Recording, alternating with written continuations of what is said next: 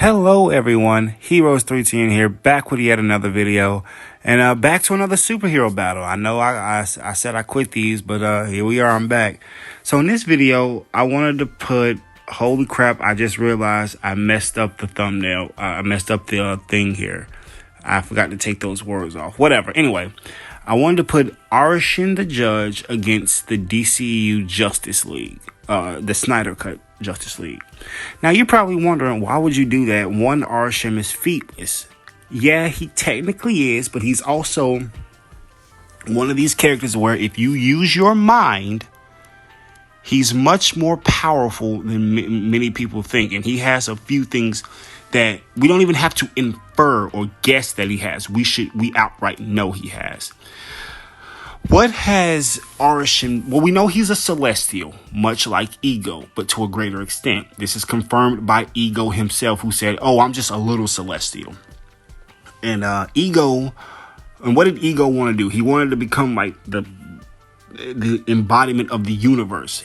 But to do this, he went and he made it with a bunch of different beings from different races in order to have children who can have the celestial gene like him, so he could start the so it was something, I don't know, I don't care. Anyway, Ego had to use natural means to make children. He couldn't like create them under his cosmic power, but Arishem could.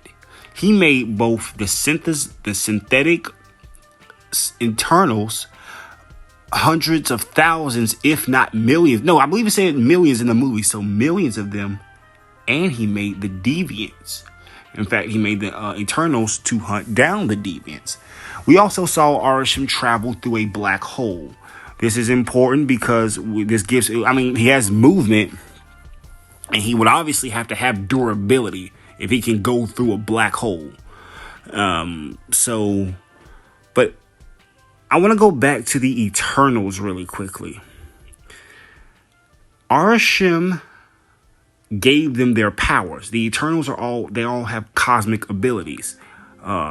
Small, minuscule fractions of Arishem's power and things he can do because he imbued them with power. Well, I want to ask you guys this. Doesn't that remind you of somebody in the Marvel comics? Yes, Galactus. And Galactus would imbue his heralds with portions of his cosmic power. So anything that the heralds could do, Galactus could also do, just to an even greater extent. Well, I believe this follows the Marvel. I believe this also follows suit in the MCU. So that would mean that Arishem can do everything that the Eternals can do, and even more so, to a greater extent. Now you're probably wondering, well, if he can do all they could do, why didn't he just use his mind control to stop all the deviants? Yeah, well, I mean, good point, but I mean, I still think the point stands. So he could make an exoskeleton. He can shoot laser visions out of his eyes, or out of his 6 eyes. He could transmute. He has matter manipulation. In fact, we already know he has matter manipulation powers because I've told you he's created things. He's created the Eternals, the Deviants, and he made the World Forge. And he also, and it said that Celestials, they produce gravity, heat, and light. They make stars, so they make matter. So he has matter manipulation. All right. He likely has telekinesis. He has healing from Ajax. He's got technology manipulation. He's got illusion manipulation. In fact, and also with technology, he was able to bound Cersei, Phastos, Kingo, all simultaneously and practically effortlessly. Though I do find it interesting that he did not do that to. He didn't do it to, what's her name? Sprite. Yeah, he didn't bind her, and he didn't get the other Eternals. He just, like, who were in the ship, like Athena and them. So he just went to Earth to get Cersei and them. But so the fact that he could hold those three, and granted, they're not like the top tiers, but they're pretty powerful in themselves, and you know they deserve some respect. So again, granted, given the fact that he was able to do that, that just goes to show just how strong he is. All right, now on to the Justice League. And there's a picture of Arishem here. Don't worry, it's gonna go away. On to the Justice League. We got Wonder Woman, we got Cyborg, we got Superman, we got Flash, we got Aquaman. Only two people are really gonna matter in this fight. It's Superman and Flash. Yes, listen, let's get to it. The Eternals were able to kill a Celestial, but they did that with Tiamat's help. Tiamat literally helped them kill him because they linked into his power. And Tiamat was technically kind of defenseless because he was just emerging. So it's not like Superman's going to be able to, like, I know a lot of people probably going to think, oh, well, Superman Flash speed blitz. You know, Superman rushes through his head and kill him. No. No way. No. Superman is strong enough to, like, shift tectonic plates. So he's got, like, multi-island to, say, small, because tectonic plates differ in size.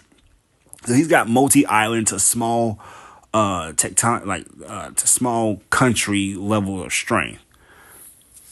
I see Arishem being at least at the level of a moon, if not more, just by the sheer size.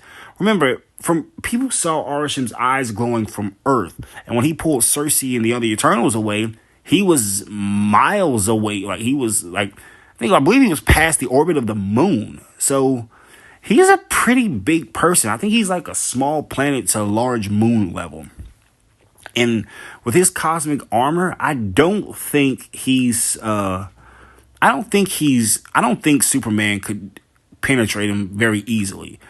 And honestly, Arishem might likely has super speed like Makari does, so he could probably react to Superman and just stop him. Like honestly, Arishem, if he's like serious or bloodlusted, as people say, he just transmutes them and he just ends the fight like that. He just turns them all to dust or turns them to water.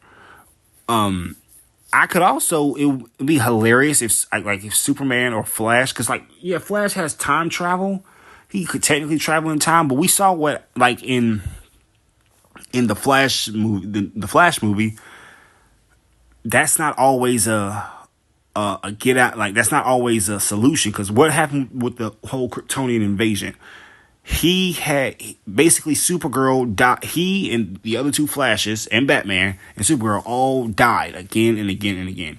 No matter what they did, they could not beat Zod and the other Kryptonians. Well, it's pretty much going to be the same here.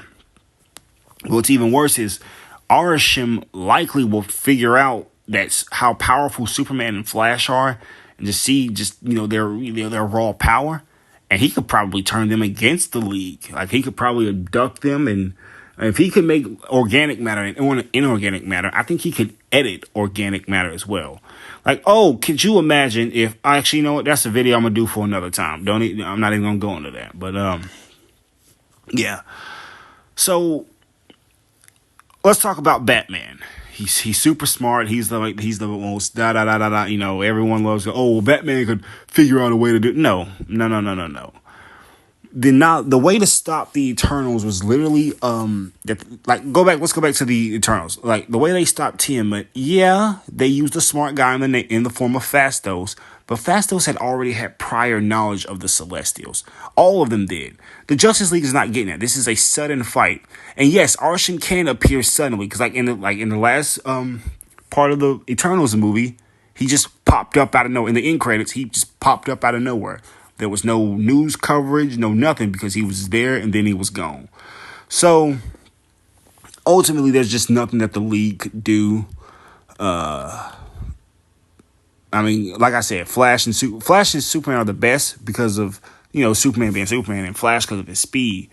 But ultimately, in the end, they're all going to go down. It's just only a matter of time. So it really depends on how Arishem is feeling. If he plays around or if he just wants to get to, right away. But that's my verdict on this fight. This is Hero 3, and hope you guys enjoyed the video. I'm back with doing superhero stuff like this. You know, hey, I couldn't stay away for whatever reason or not. But yeah, thank you for watching, and I'll see you next time.